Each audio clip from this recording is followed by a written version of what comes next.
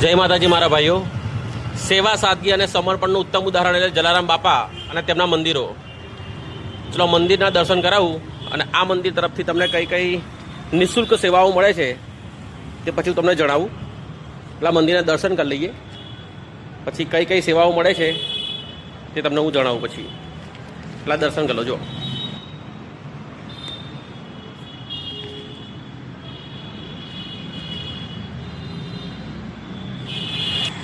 ચલો હવે મંદિર તરફથી કઈ કઈ નિઃશુલ્ક સેવાઓ મળે છે તમને હું જણાવું।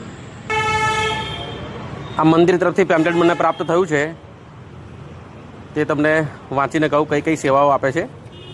જુઓ,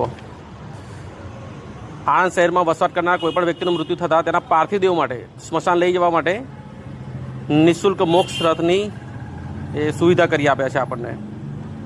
ત્યારબાદ બતાવું ઓકે, જલારામ માનવ સેવા ટ્રસ્ટ દ્વારા જે કંઈ દાન મળે છે અને દાનમાંથી જરૂરિયાત વ્યક્તિને કયા કયા પ્રકારની સુવિધાઓ મળી રહે છે નિઃશુલ્ક, તેની માહિતી આ પેમ્પલેટમાં આપેલી છે, તમને વાંચી બતાવું। અને એના માટે તમારે પેલા આધાર કાર્ડની ઝેરોક્સ, લાઇટ બિલની ઝેરોક્સ આપવી પડશે અને મર્યાદિત સમય માટે આ વ્યવસ્થા આપવામાં આવે છે, સુવિધાઓ આપવામાં આવે છે। ચલો તમને વાંચી બતાવું કઈ કઈ છે। તો પેલું છે સાદી વ્હીલચેર આપવામાં આવે છે, ટોયલેટ ચેર છે, વોકર છે, બેટરીવાળી વ્હીલચેર છે, મોબાઈલ ટોયલેટ ટબ છે, એટલે એક જગ્યાએથી બીજી જગ્યાએ લઈ જઈ શકો એ પ્રકારની વ્યવસ્થા કહેવાય।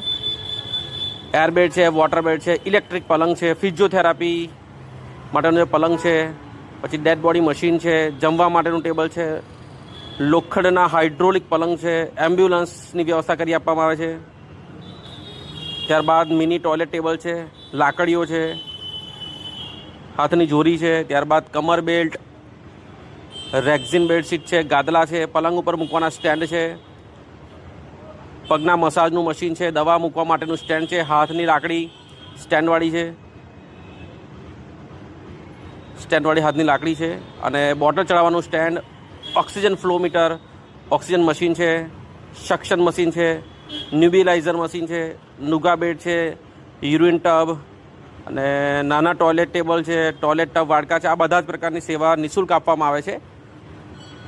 તો જેને પણ જરૂર હોય આ મંદિરનો સંપર્ક કરવો અને તેનો લાભ લઈ શકાય છે। આણંદમાં આવેલું અદ્ભુત મંદિર છે અને ઘણી બધી રીતે માનવ સેવાઓ કરે છે।